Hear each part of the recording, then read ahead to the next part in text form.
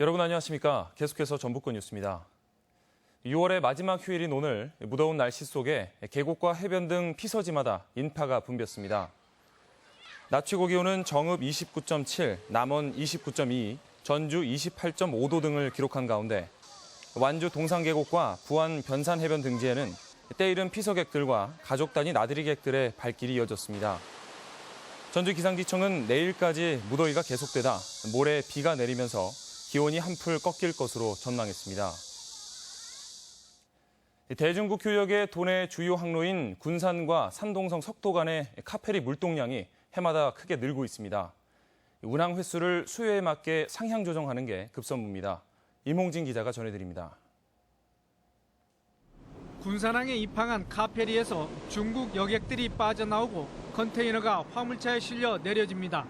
중국 석도 간 카페리의 여객은 지난 6년 사이 연평균 2%, 식품, 부자재나 자동차 부품이 주류인 화물은 44% 각각 증가했습니다. 현재 일주일 3차례 운항으로는 물동량 수급에 대처가 어려워 화주들이 인천이나 평택항으로 빠져나가고 있습니다. 우리가 공급 대주는 물량만 떠나가는 게 아니고 전체 가주가 갖고 있는 화물 전체를 다항으로 유출되는 현상이. 이런 가운데 카페리 선사 측은 내년 8월 운항을 목표로 최대 1,200명 승선과 컨테이너 300개를 선적할 수 있는 2만 톤급 신규 선박을 발주했습니다. 또한 앞으로 신규 화물 창출이 가능하다는 분석에 따라 주 6회 운항의 필요성을 호소하고 있습니다.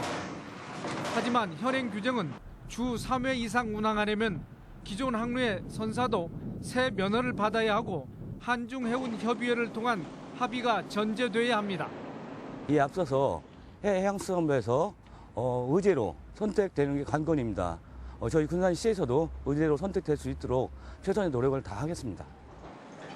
군산항 컨테이너 물동량의 60% 이상을 차지하고 있는 속도 국제 페리의 운항 증평 문제, 새만금의 한중경협단지 조성과도 관련이 있는 만큼 자치단체와 정치권이 시험대에 올라 있습니다.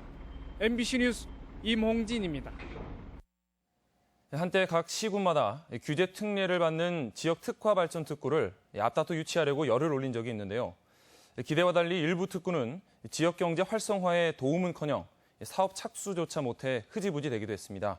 박찬익 기자의 보도입니다. 그동안 560억 원의 국비를 확보한 순창 장료 산업특구. 고추장 민속마을을 통해 지난해만 136만 명의 방문객을 기록하는 등 대표적인 특구 성공 사례로 꼽히고 있습니다. 완주 모학 여성 한방특구의 사정은 딴판입니다. 지난 2011년 특구 지정 5년 만에 힘겹게 첩삽을 떴지만 5년이 또 지난 지금은 건물 대신 자풀만 무성합니다. 당초 이 부지에는 힐링센터가 올해까지 완공될 예정이었습니다.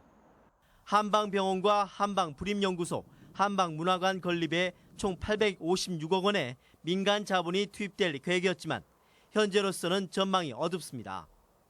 그쪽에서 의사는 이제 추진 의지는 있는데 자금이라고 해야 되겠죠. 도내에 지정된 특구는 11개 시군에 모두 16개.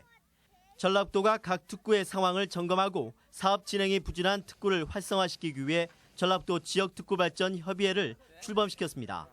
어떤 국가예산 사업이라든가 공모사업 같은 어떤 그런 컨설팅을 통해 가지고 활성화시킬 부분은 활성화시키고 좀 미흡한 특구는 조금 개선 수단을 보완하는 식으로. 전라북도는 또 아직 특구가 없는 군산과 익산, 무주 등 3개 시군의 특화 사업을 발굴토록 지원하는 한편 현재 적용되고 있는 129개의 규제 특례를 추가하는 방안도 모색하기로 했습니다. MBC 뉴스 박찬익입니다. 김호수 전 부안군수에 대해 구속영장이 청구됐습니다. 검찰은 지난 2014년 35억 원 규모의 하수처리장 증설 공사와 관련해 뇌물수수 혐의로 김호수 전 군수를 그제 압수수색한 데 이어 오늘 구속영장을 청구했습니다. 검찰은 앞서 업체로부터 9천만 원을 받은 혐의로 부안군 공무원 A씨를 구속했습니다. 탄소 포인트제 가입 가구는 꾸준히 늘고 있는 데 반해 실제 에너지 사용량을 줄여서 돌려받는 인센티브 금액은 오히려 줄었습니다. 전주시에 따르면 지난해 하반기 탄소 포인트제 가입 세대 2만 8천여 세대 가운데 전기와 물 사용량을 5% 이상 줄여 인센티브를 받은 세대는 59%인 17,000세대에 그쳤습니다. 세대당 탄소 포인트 인센티브 환급액은 지난 2010년 24,000원이었지만 지난해에는 평균 8,100원이었습니다. 더불어민주당 당대표 경선에 출마하는 추미애 의원이 오늘부터 이틀간 전북을 방문해 표심 잡기에 나섭니다. 추 의원은 휴일인 오늘은 총선 출마자와 도의원, 또 도당 관계자들을 만나 총선 이후 지역 상황을 전해 듣고 내일은 새만금 현지를 찾아 이병국 개발청장으로부터 현안 보고를 받을 계획입니다.